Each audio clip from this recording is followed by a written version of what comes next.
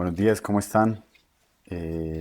Vamos a dar unos minuticos más para permitir que más personas se conecten. Vamos a dar unos 2, 3 minuticos más. Les agradezco por estar acá a esta hora para empezar nuestro live. Y en 2 o 3 minuticos vamos a empezar. Los voy a dejar ahí un momentico con música mientras arrancamos.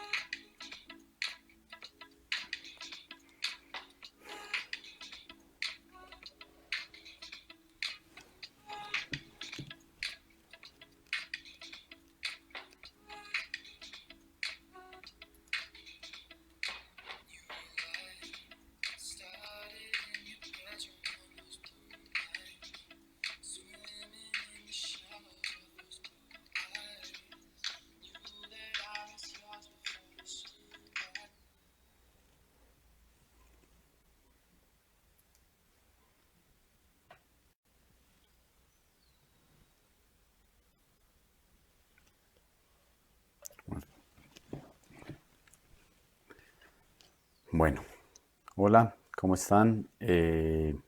Arranquemos ya, son las 10:03, ya dimos unos minuticos para que las personas se fueran conectando. Igual se nos van a ir uniendo a lo largo de este live. Antes que nada, a nombre de Mavi Control y a nombre mío propio, quiero agradecerles estar acá atendiendo esta charlita de una hora más o menos que nos vamos a tomar. La idea es hablar un poco de la situación actual, el coronavirus, el COVID y lo que está pasando hoy a nivel mundial en términos de que el lunes vamos a tener que volver a empezar a trabajar en todas las empresas de manufactura y nos vamos a encontrar un escenario bastante diferente, bastante retador. No solamente las empresas, no solamente los directivos, no solamente los líderes de cada departamento, sino las personas como tal. Cada persona va a asumir un reto el lunes desde que salga de su casa, porque ha estado en ese lugar durante 5 semanas y el lunes se va a tener que empezar a movilizar, que ya va a ser un problema, va a generar unos problemas en la persona como tal.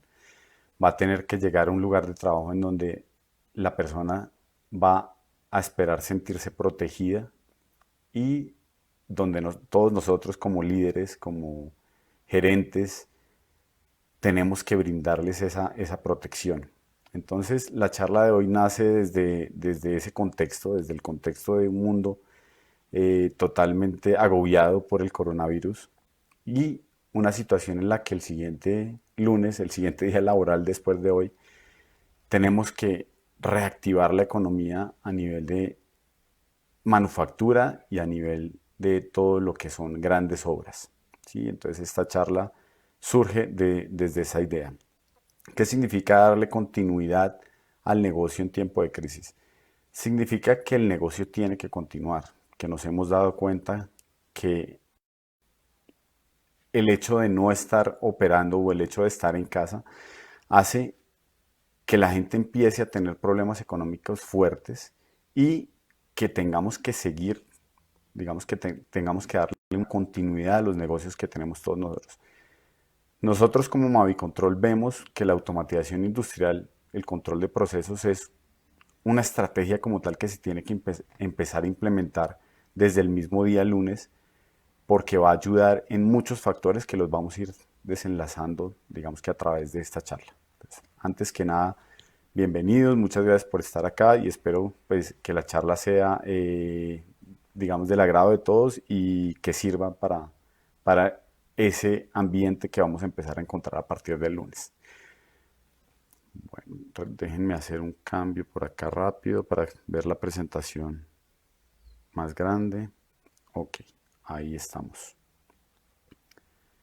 Entonces, antes que nada quisiera presentarme, mi nombre es Carlos Escobar, no tengo tanto afro como en la foto que me pusieron, pero bueno, ese soy yo. Soy gerente general de Mavicontrol, soy ingeniero electrónico de la Universidad Javeriana y digamos después de que me gradué como ingeniero de la universidad, empecé a notar en mi desempeño laboral que necesitaba otras herramientas para desenvolverme, algunas a nivel administrativo y otras a nivel más psicológico, ¿sí? De trabajo con la gente. Y hoy en día tengo una maestría en administración de empresas y otra maestría en psicología en coaching y liderazgo personal, lo cual me permite, digamos que, brindarle diferentes matices al tema que quiero hablar hoy, ¿sí? Entonces el tema del que vamos a hablar hoy no lo quiero enfocar netamente desde el campo de la ingeniería, sino lo quiero también hacer desde el campo de la administración y en muchas partes hablando del ser humano como tal, porque es lo que hoy en día tanto nos, digamos que tanto valoramos por todo lo del coronavirus. Hoy en día es mucho más importante que el campo productivo, que la economía del país. Es importante si la persona está bien o está mal. Y eso también va a entrar a jugar muy fuerte en esta presentación. Les quise compartir, digamos, de la empresa con la que trabajo, la misión que tiene. La misión nuestra es conectar a nuestros clientes en Colombia con las tecnologías del mundo, impulsando la transformación de procesos de control con pasión y experiencia. Esto porque lo comento porque va muy conectado con lo que queremos hacer hoy. Hoy queremos impulsar la transformación, ¿sí? Y esto lo vamos a ver a través de la charla, pero va muy conectado con la misión que tenemos como empresa.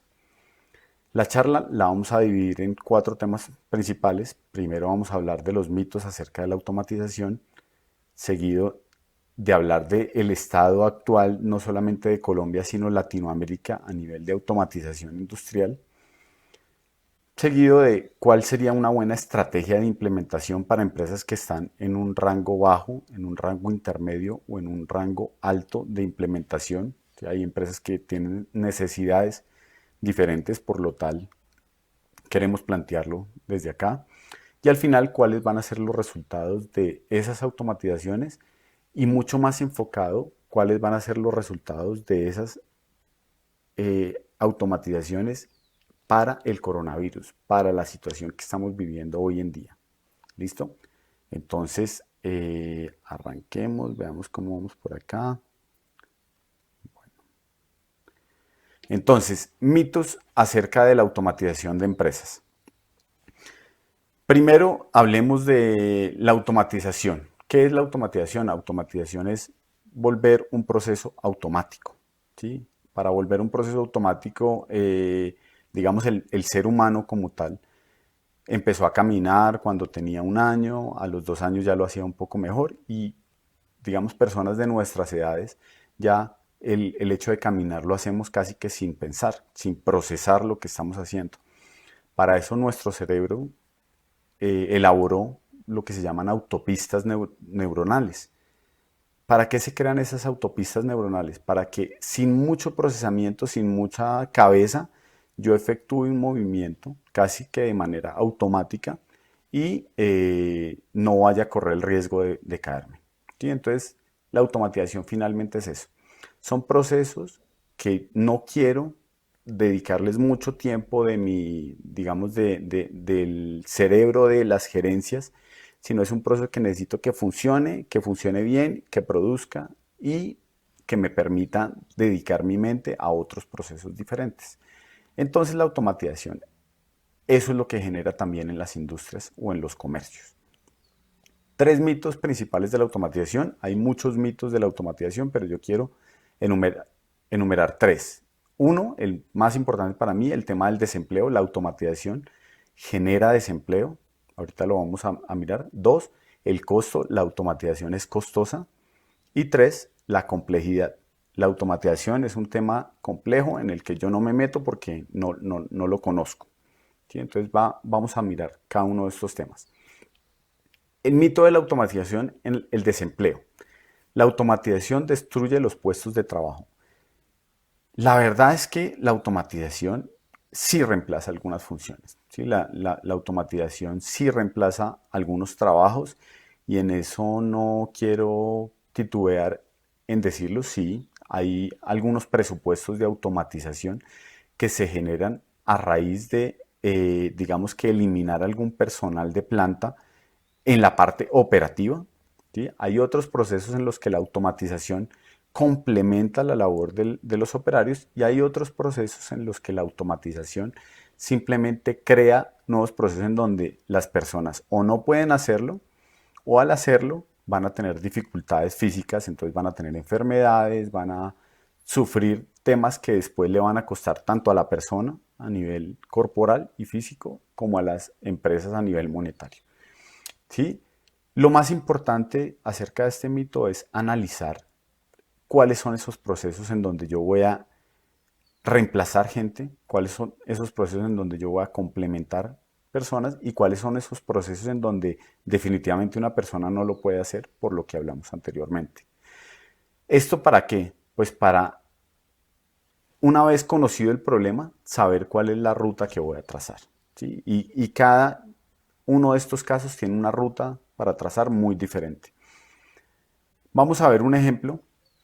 En este ejemplo quiero citar a una persona, Guillermo Vilancio, es un profesor de la Universidad de Buenos Aires, está muy vinculado con el Departamento de Administración de Empresas, es una persona que ha trabajado con más de 150 empresas en Latinoamérica y Estados Unidos, es una persona que ha escrito más de 5 libros y es una persona con la cual comparto esto que les voy a contar y que él, digamos, que lo expone muy bien.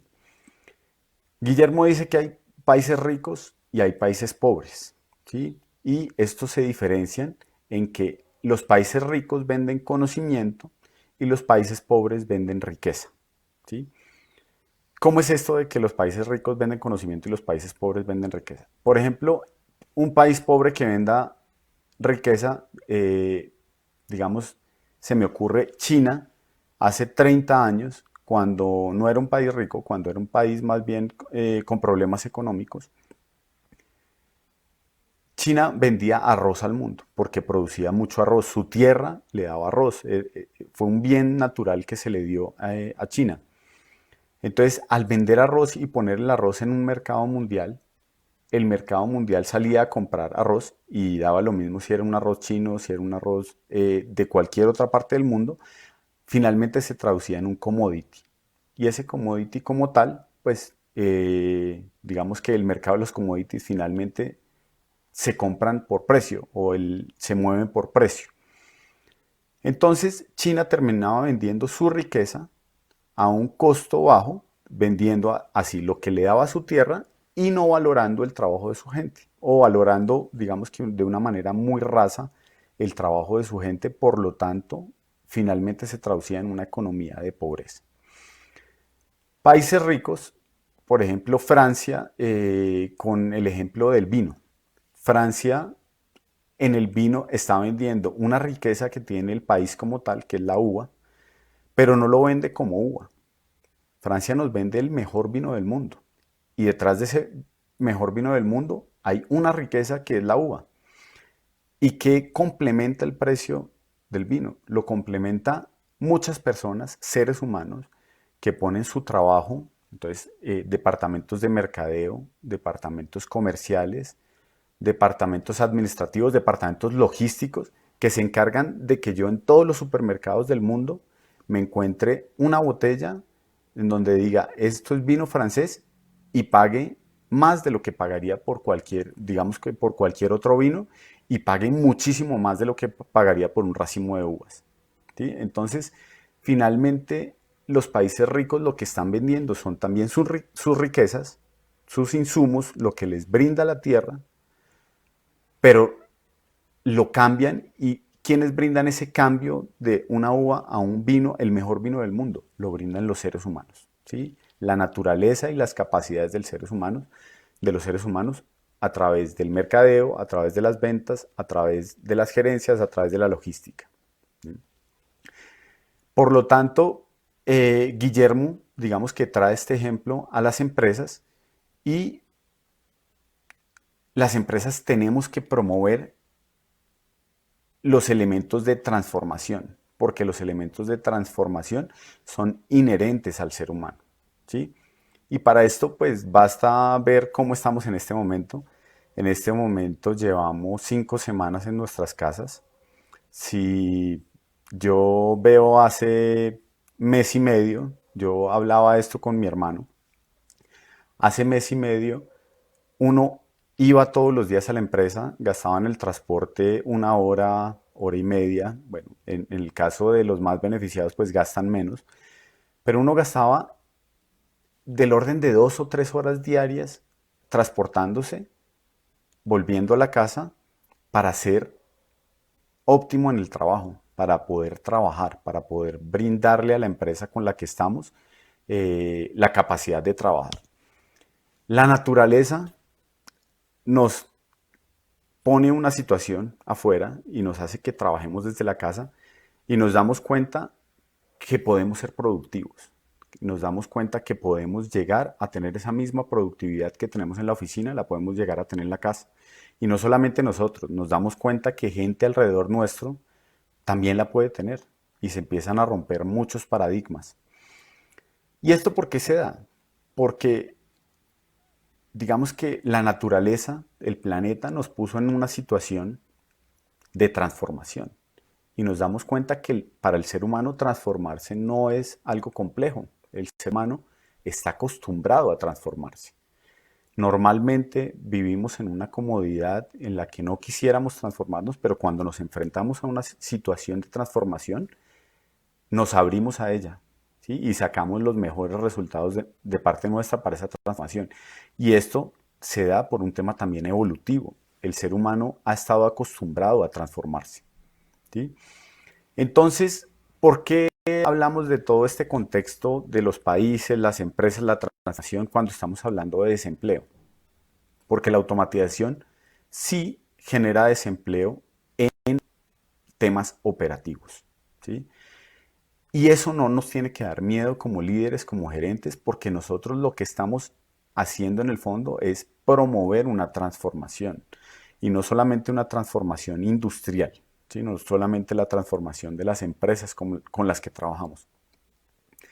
Estamos promoviendo una transformación a nivel social. Estamos vinculando a las personas a procesos en los que ellos puedan entregar mayores capacidades, digamos, cognitivas, o que puedan brindarle su pensamiento y su creatividad al proceso, y no procesos en los que simplemente estén moviendo una pieza de un lado para el otro. ¿Vale? Entonces, esos escenarios retadores de transformación son, digamos que los tenemos que brindar nosotros como líderes y como gerentes, para que las personas puedan moverse de su comodidad y empezarse a vincular en otros campos en donde vayan a tener mayor crecimiento a nivel personal y a nivel profesional, ¿sí? Esos escenarios retadores los tiene que generar la industria, el comercio, la, digamos, la capacidad de un país de capacitar a las personas. No es solamente obligación del gobierno, de las universidades o de los entes académicos, es también actividad principal de la industria. Si nosotros miramos países como Alemania, Estados Unidos, Los principales gestores de educación a nivel país no son la academia y no son el gobierno, es la industria, que pone proyectos a la academia y estos los empiezan a desarrollar. O que le exige a la academia que le ponga personas cada vez más capacitadas y es la academia la que tiene que empezar a crear mecanismos para que toda la sociedad se transforme. Entonces, como industria, tenemos una responsabilidad enorme de generar campos de transformación para que las personas salgan de la comodidad de sus trabajos manuales y empiecen a pasar a trabajos un poco más cognitivos en donde le entreguen a la empresa esa transformación. Entonces acá viene algo muy lindo que es la empresa se va a poder transformar y entregar un mejor producto de mejor calidad que lo voy a poder vender más costoso en los mercados internacionales si yo permito una transformación a nivel del ser, a nivel de las personas con las que estoy trabajando. Y eso para mí es maravilloso, porque alrededor del coronavirus, alrededor del COVID-19, las personas están pensando en ellas mismas, en su familia, en el me tengo que transportar hasta la empresa y qué me da la empresa. Y qué mejor que brindarles esos campos de transformación, qué mejor que brindarles esos campos de crecimiento para que esas personas también nos puedan retribuir con un crecimiento a nivel de nuestras empresas. Entonces, este es el mito acerca del desempleo. Esa es la manera en la que yo lo percibo. ¿Sí? Mitos de la automatización, el costo. Entonces, el costo de la automatización, todo depende de lo que veamos como costo. Voy a poner el ejemplo de este computador. Este computador cuesta 2 millones de pesos. Es un computador que si yo veo el costo como solo 2 millones de pesos, pues fue una inversión alta que tuve que hacer. Pero ahora desglosemos un poquito más el costo. ¿Qué trae este computador detrás de ese costo? Entonces, primero, estoy dando una charla y no me tengo que desplazar a mi oficina a hacer un trabajo y eso conlleva un ahorro, ¿sí? Unos beneficios para mí. Entonces, esos son costos que me estoy ahorrando por haber adquirido este costo. Si yo tuviera que investigar el tema, digamos, del que estoy hablando, me tengo que desplazar hasta una biblioteca o comprar un libro en una librería y el computador me da el beneficio de poder tener acá algunas librerías, de poder acceder a internet.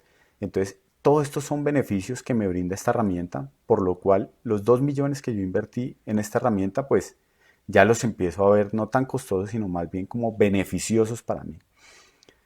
Pasa lo mismo con la automatización. El costo que normalmente tiene la automatización es un costo neto, un costo plano a nivel pesos, pero eso lo tengo que poder desglosar en qué beneficios me dan y qué costos me estoy ahorrando, ¿vale? Para poder analizarlo y nos vamos a llevar muchas sorpresas al ver lo que pasa acá.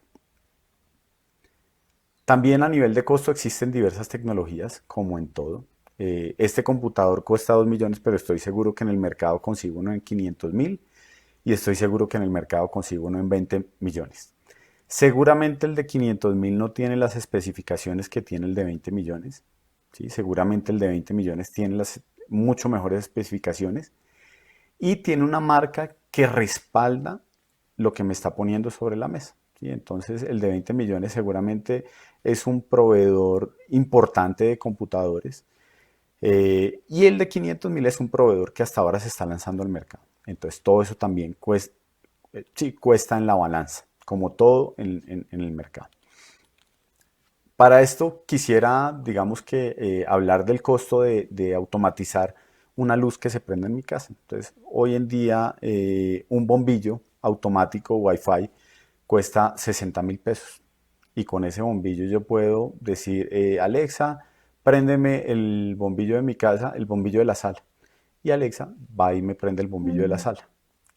Ahí, Alexa, no te estoy hablando a ti.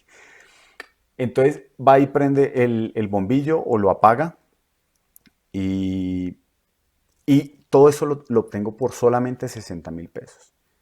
Entonces uno dice, bueno, pues la tecnología no es tan costosa. Ojo que detrás de esa tecnología del bombillo está el tema de que yo tengo que tener un Wi-Fi en mi casa. y yo por ese Wi-Fi lo tengo que estar pagando. Y yo también tengo que tener un celular y tengo que poder manipular mi celular tengo que poder estar manipulando el bombillo desde mi celular. Y el celular también me costó X plata. Esto lo digo porque los costos de la automatización son escalables a medida que yo voy adquiriendo más automatización, más beneficios en mi empresa o comercio. Cuando yo tenga que pasarme a una tecnología más moderna va a ser más económico, ¿sí? Entonces eso es muy importante cuando hablamos del mito del costo. El mito de la complejidad, para este mito, digamos, basta ver un computador tiene una complejidad enorme adentro del computador, tiene procesadores, microprocesadores, RAM, ROM, bueno, un montón de especificaciones que, que las hacen unas personas, ¿sí? Unos genios o un equipo de genios, ensamblan este equipo y nos lo ponen a disposición, pero ese mismo equipo de genios también tiene el reto de hacer un software o hacer una interfaz amigable con el usuario. Entonces, finalmente los equipos con los que nosotros trabajamos en automatización son complejos, son muy complejos en la parte interna, tienen un montón de electrónica, digamos que desarrollan en países con muy altos estándares, pero esas mismas personas nos desarrollan unos software para que nosotros los podamos manipular de manera sencilla, como yo manipulo este computador, ¿sí? Como cualquier persona manipula su celular. Entonces, la automatización finalmente no es compleja. Trabajamos con elementos complejos, con elementos de tecnología de punta, pero finalmente tenemos software que nos permiten hacer un tratamiento de los equipos de manera, digamos, relativamente sencilla. Se necesitan ingenieros para hacer un desarrollo, en algunos casos se puede con algunos técnicos, pero finalmente el desarrollo no es tan complejo como muchos pueden pensar. Bueno, hablando de este tema, vamos a continuar con el estado actual, mirar cómo estamos en Colombia y en Latinoamérica a nivel de automatización. Para mirar esta imagen voy a quitar un momentico mi cámara. Regálenme un segundo.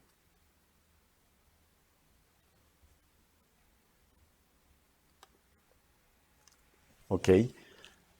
Vamos a mostrar esta gráfica en donde el estado actual de la industria colombiana de Latinoamérica va muy ligado al estado actual del mundo. Muchas veces hemos escuchado hablar de la cuarta revolución industrial, ¿sí? Entonces, ¿qué significa eso? ¿Cómo, digamos, cómo lo masticamos? Entonces, primero es un término que surge en 2016, es un término muy, digamos, relativamente actual.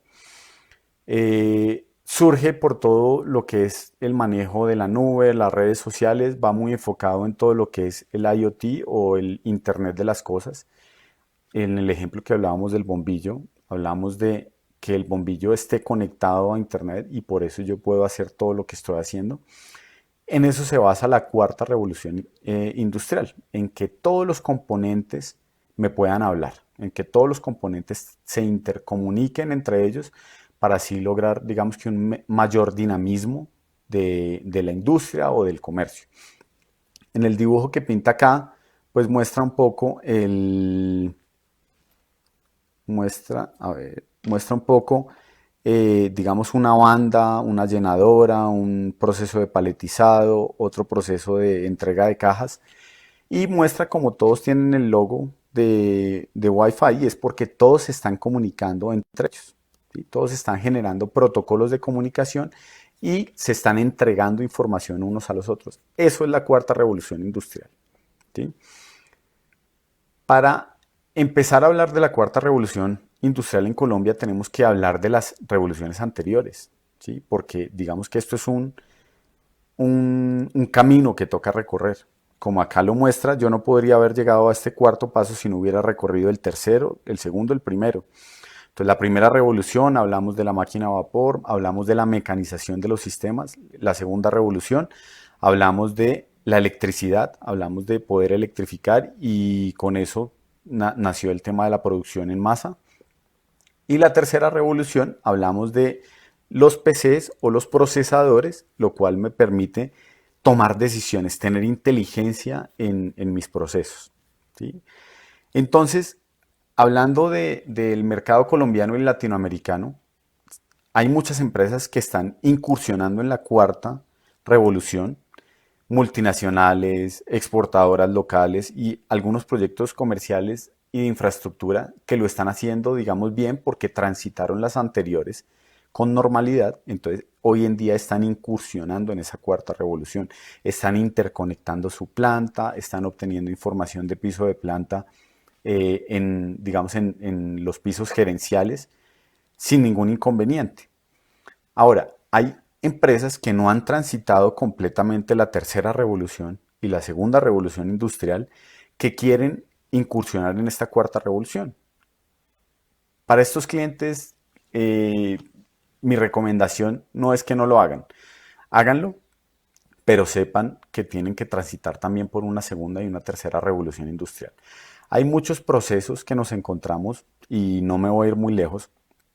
Las carreteras en Colombia es un proceso perfectamente, un proyecto de infraestructura en donde sacan una autopista 4G y esa autopista 4G bien pavimentada, uno espera que esté con toda la tecnología del mundo, va digamos que recorriendo la carretera y se encuentra de repente con un trancón.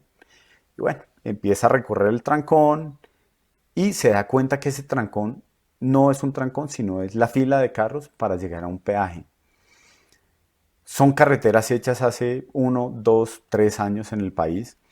La tecnología de interconectar, la tecnología de interconectar un peaje, es decir, un cobro de manera automática cuando el vehículo va pasando a 80, 100 kilómetros por hora, que le tomen las placas, todo eso ya está inventado a nivel mundial. Y en nuestras carreteras de última generación no lo tenemos, no hemos transitado por esa tercera revolución todavía. Entonces, no va a ser posible que nuestras carreteras estén interconectadas si primero no pasamos por esa tercera revolución. O a nivel industrial, un proceso en el cual yo compro una máquina 3 millones de dólares y compro una máquina para empacar 900 productos por minuto porque necesito despacharle eso a mis clientes y me llega la máquina de Alemania, Estados Unidos, bueno, de donde venga, la instalo y cuando me empieza a sacar 900 productos por minuto me doy cuenta de que los tengo que sacar de la máquina y empacarlos. Y no tengo digamos, no tengo el sistema para empacar este producto. Por lo tanto, monto una línea con 36 personas para que me empaquen el producto, saquen, digamos que un producto de una banda y lo pongan en unas cajas y pongo a esas 36 personas a trabajar y estoy generando empleo.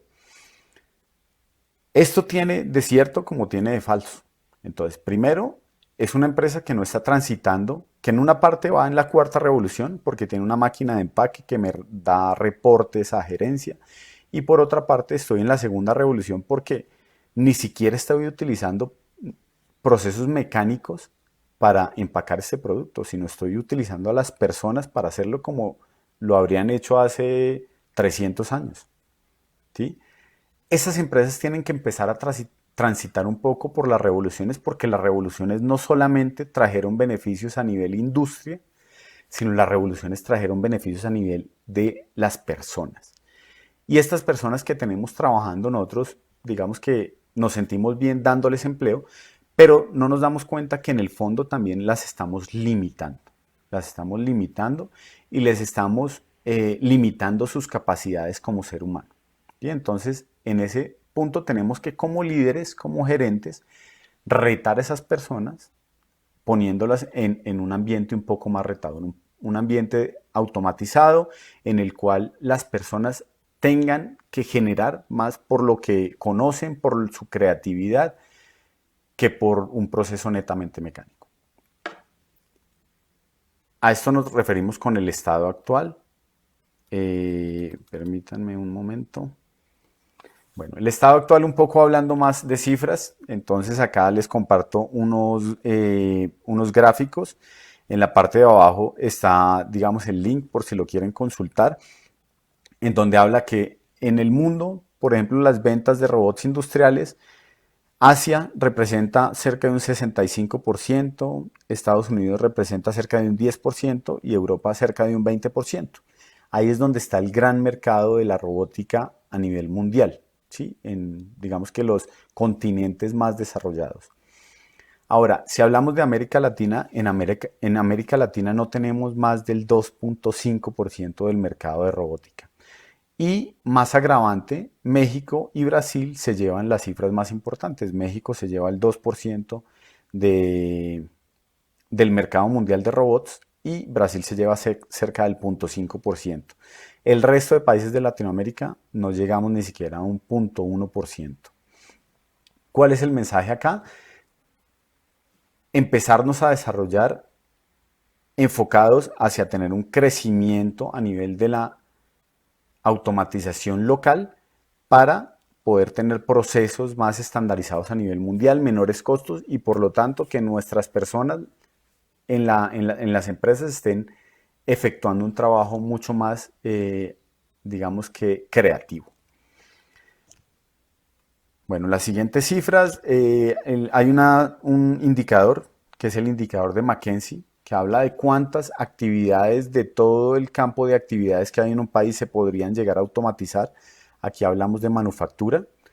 En Colombia, digamos, tiene el índice más alto de Latinoamérica. En Colombia, 53% de las actividades que tiene el SENA registrados se podrían llegar a automatizar, según ese indicador de McKinsey. Les comparto dos recortes de algunos periódicos y revistas. Banco de Comercio Exterior de Colombia, Bancoldex, reveló que la entidad desembolsará 1 billón de pesos, 556 millones de dólares, para apoyar a la micro, pequeña y mediana empresa en la automatización industrial. ¿Sí? Entonces esto no es para la gran empresa, es para todas las empresas que tengan menos de 500 personas. Ahí va a estar Bancoldex para promover esto porque el Estado también lo entiende como un crecimiento a nivel país y como un crecimiento a nivel social. El presidente de la Asociación Nacional de Comercio Exterior manifestó que el 70% de las compras que se realizan actualmente en el país está en el rubro de maquinaria y equipos. Entonces, el 70% de lo que compramos a nivel país vienen máquinas automatizadas y de aquí digamos que la importancia que le han dado los grandes empresarios en traer esas maquinarias, tenemos que adquirirla también la pequeña y mediana empresa, porque tenemos que regirnos un poco por donde van los grandes, porque nos están mostrando un poco el camino de hacia dónde está el progreso. Bueno, volvamos a poner por acá la cámara. Vale. Y empecemos a hablar de las estrategias de implementación. Para hablar de las estrategias de implementación es simplemente cómo llevo la automatización a mi empresa, cómo la puedo vincular desde cero, si soy alguien que no conozco la automatización, hasta una empresa que ya esté un poco más avanzada en ese tema. Bueno, lo primero, hablar de automatización es hablar de un ámbito muy grande. Nosotros estamos enfocados en lo que es el control de procesos industriales, manufactura y comerciales, construcción, digamos, centros comerciales, eh, grandes superficies, éxito, bueno, todo esto. Nosotros nos dedicamos a esa automatización. Se puede hablar de automatización a nivel bancario, ¿sí? Son sistemas de software. Esa automatización no lo voy a tomar acá. Acá vamos a hablar netamente de control de procesos industriales y comerciales. ¿Cómo empezar a mirar la automatización? Entonces, primero,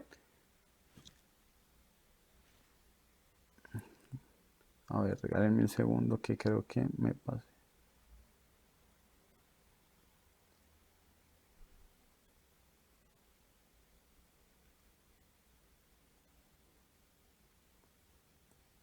Regálenme un segundo. Listo. Entonces, para empezar a involucrar, digamos que la automatización en una empresa, tengo que tener en cuenta diversos factores. ¿Sí?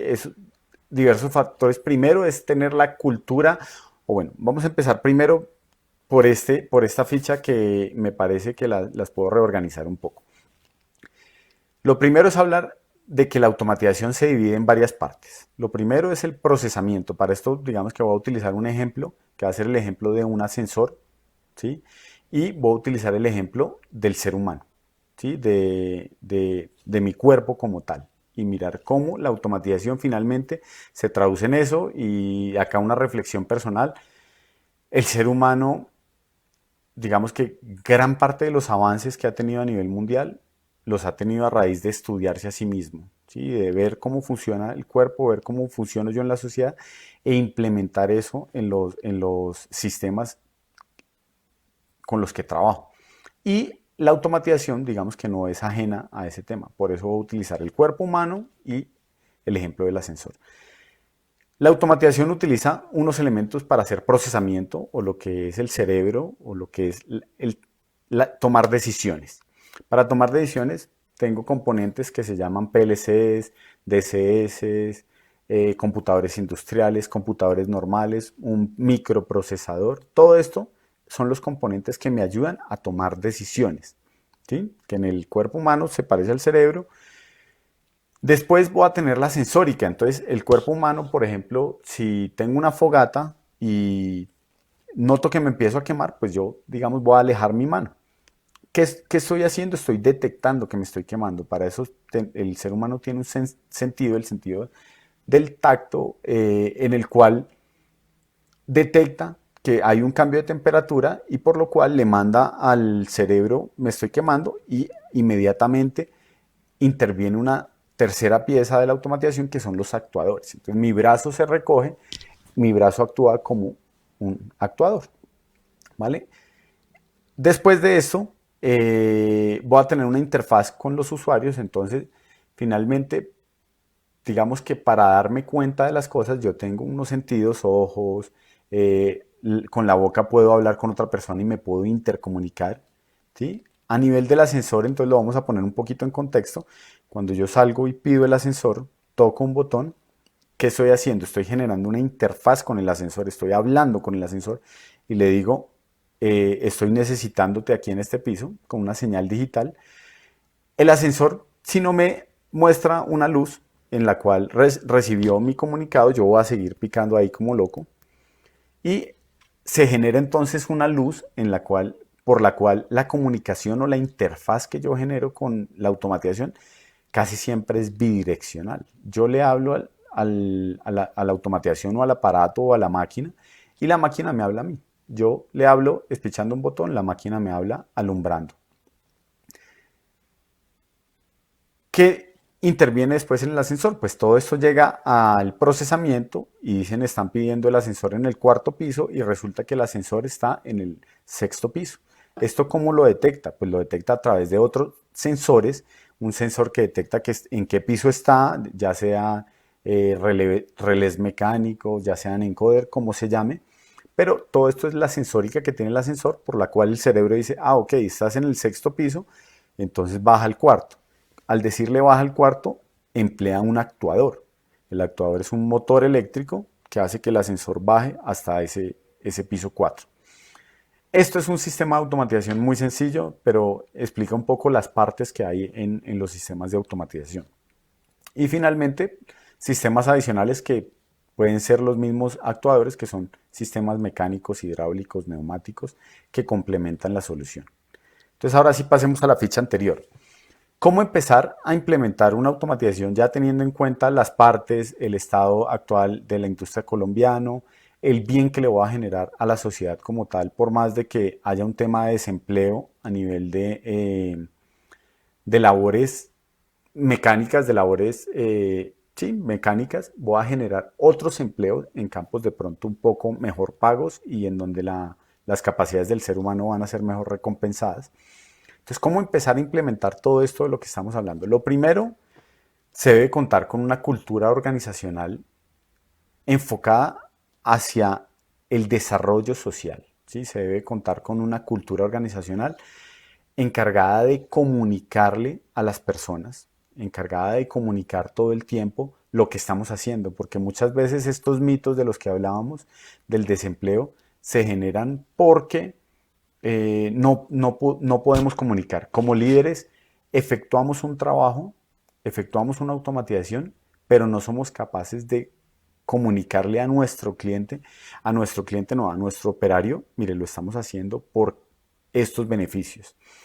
Y al no comunicar, las personas digamos que no entienden de lo que están hablando. El ejemplo perfecto es lo que estamos haciendo en este momento. Yo no me hubiera quedado en la casa si no hubiera salido el presidente y el alcalde de nuestra ciudad a decir que es importante hacerlo y a decirnos y a recalcarnos por qué es importante hacerlo. Si no hubiera sido de esa manera, yo no lo hubiera captado y yo no soy una persona que me considere bruto. No, simplemente ellos tienen acceso a más información de la que yo tengo y por lo tanto me están comunicando lo que yo debo hacer.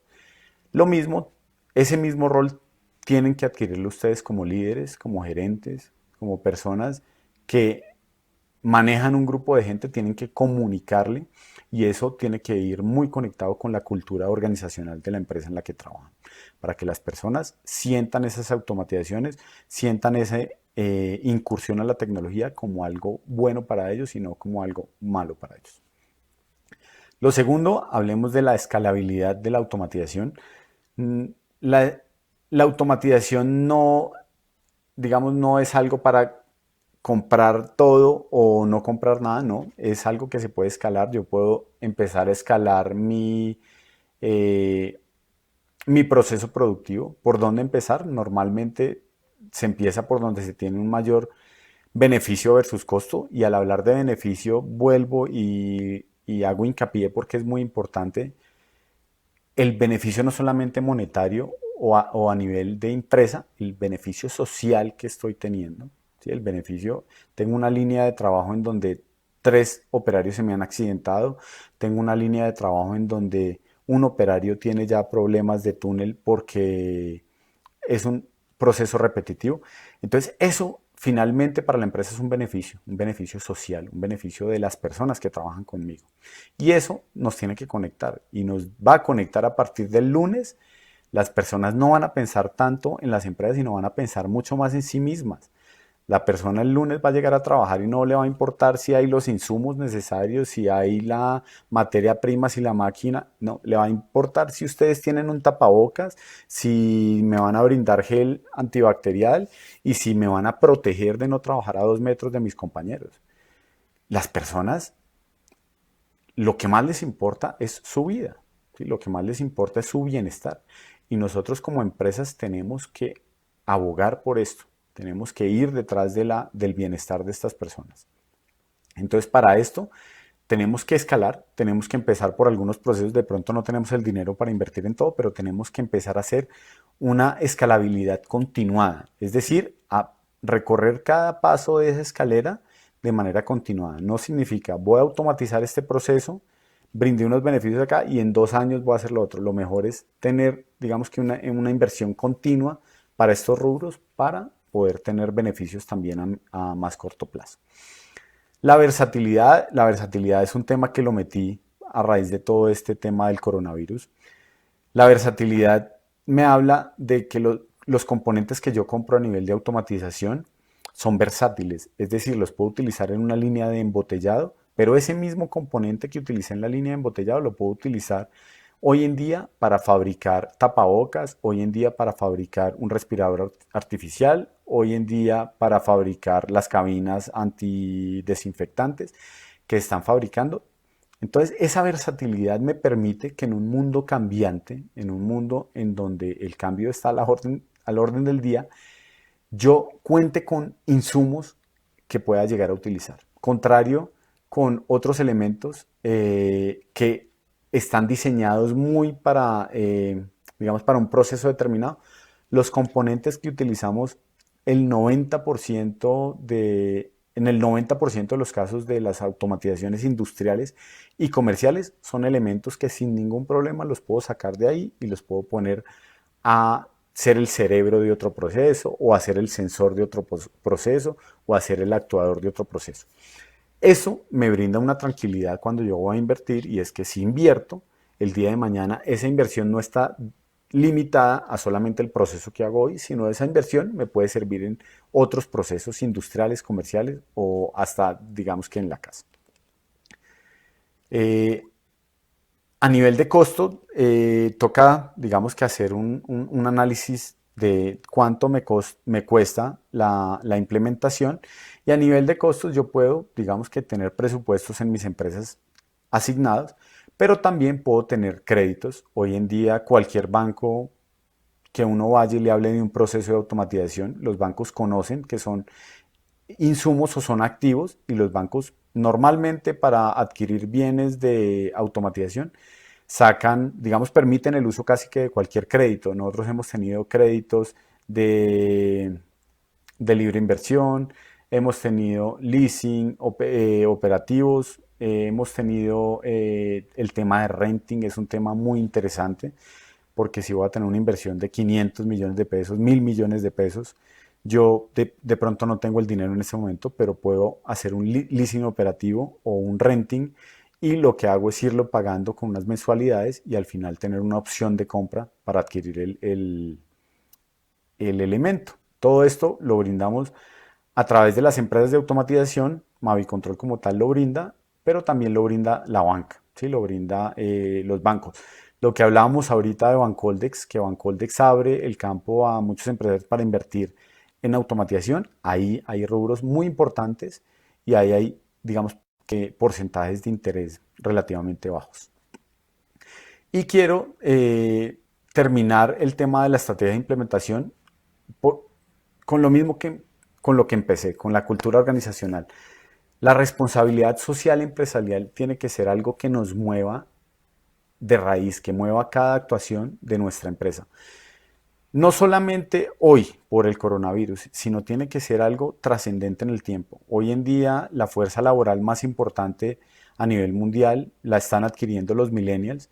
Los millennials, digamos que los catalogan como personas no estables, que van de un trabajo en otro, que nada les gusta, y digamos, se tiene que analizar un poco más de fondo. Son personas que tienen claro que el ser es lo principal, que lo primero antes de todo el mundo alrededor es cuidarme yo, es que yo esté tranquilo a nivel mental, a nivel físico, y nosotros como empresas, como líderes, les tenemos que brindar esos campos de desarrollo.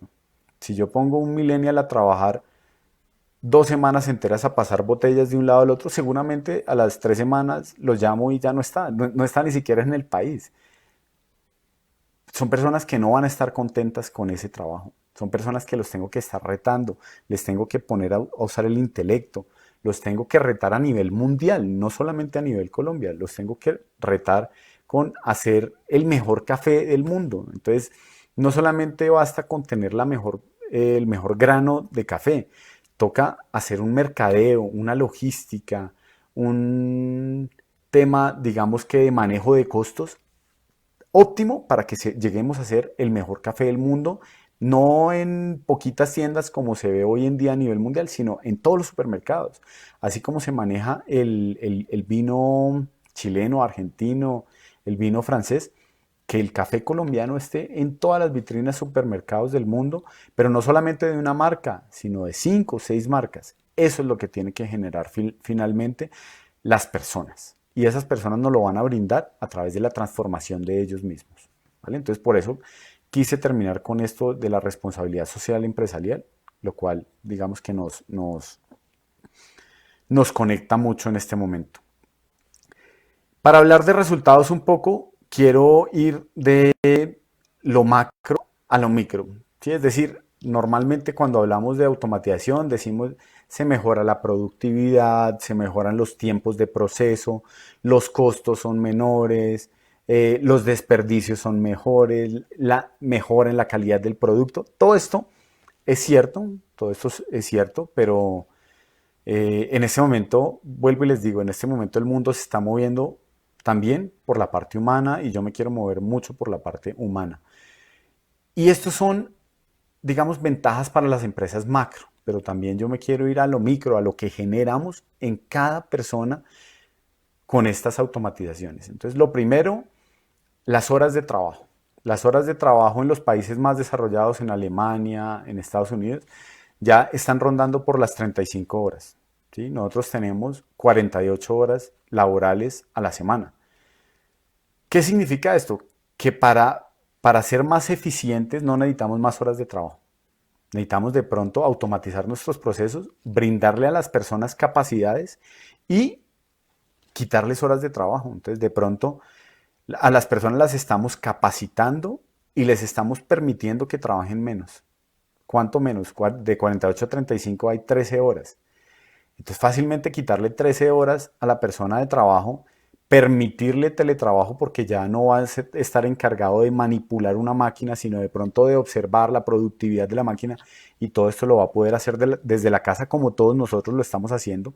Las personas que trabajan en producción hoy en día o están en una licencia no remunerada o están en unas vacaciones que les brindó la empresa, o la empresa está asumiendo el costo de pagarles a cuenta de la propia empresa. Pero esas personas no tienen las facilidades que tenemos todos nosotros de estar en un computador trabajando como si no hubiera pasado nada. Estas personas realmente les está afectando la situación. Entonces, haciendo esta inversión que las personas la pueden ver como una falta de empleo, como un desempleo, lo que estamos es generando calidad de vida, lo que estamos es generando menores horas de trabajo, ¿sí? Los países más automatizados del mundo son los que trabajan menos y los que tienen mayores ingresos per cápita y menores índices de desempleo, ¿sí? No significa que la gente no trabaje, significa que la gente trabaja menos, gana más y tiene mejor calidad de vida. ¿Sí? El tema de la accidentalidad, nosotros tenemos una máquina de corte de salchichas que corta a 900 golpes por minuto. Eso permite, digamos, eso si yo lo traduzco a que lo hicieran personas, tendría que poner 10 personas a cortar 90 salchichas por minuto. Pongamos 20 personas a cortar 45 salchichas por minuto. Pónganse ustedes, mentiras, no se pongan por favor, pero ¿cuántas personas se cortarían los dedos cortando 45 salchichas por minuto? Entonces, no es solamente el beneficio a nivel de costo que estamos generando, el beneficio a nivel de accidentalidad, de integridad física de las personas, ¿sí? Lo cual en este momento y el lunes que ustedes entren a sus empresas va a ser lo primero que van a preguntar. ¿Dónde están mis elementos para guardar mi integridad física y la integridad de mi familia? Eh, Todo este tema, digamos, para terminar con que esta crisis del 2020, el COVID-19 nos está entregando enseñanzas, no solamente a nivel industrial, muchas enseñanzas a nivel personal, a nivel de la vida primero, a nivel de primero me cuido, después cuido a los otros. Todo esto son enseñanzas que nos brinda esta crisis y son enseñanzas con las cuales el lunes vamos a notar un ambiente de trabajo totalmente diferente. Primero porque no va a ir a la empresa sino el 20% de las personas que podían ir, lo cual ya pone un reto muy importante a las empresas de invertir en automatización. Pero segundo, porque el ser humano que voy a tener ahí es un ser humano que tiene miedo, es un ser humano que tiene la familia en la casa, que le da miedo llegar y haberse infectado. Y voy a tener que, antes que guardar mi producto, antes que cuidar a mis clientes, voy a tener que cuidar a mi cliente interno, voy a tener que cuidar a mi comunidad. Y eso es muy importante. Eso es una enseñanza muy grande que quiero que el COVID nos dé a todos nosotros como líderes, como gerentes de empresa. Y la automatización en conexión con este COVID-19 que nos brinda primero cuidar el medio ambiente, que es algo importantísimo porque ya nos damos cuenta de qué puede generar el medio ambiente en todos nosotros. El 90-95% de la población mundial guardada en la casa por un virus que anda circulando en la calle. Calidad de vida, el hecho de trabajar menos, poder tener mejores beneficios y un desarrollo del ser, un desarrollo de las personas, lo cual es responsabilidad, vuelvo y les digo, no solamente del gobierno y de la academia, es responsabilidad industrial también, y el tiempo que podemos generar en beneficio de todos nosotros. Bueno, básicamente de esto se trataba la charla de hoy.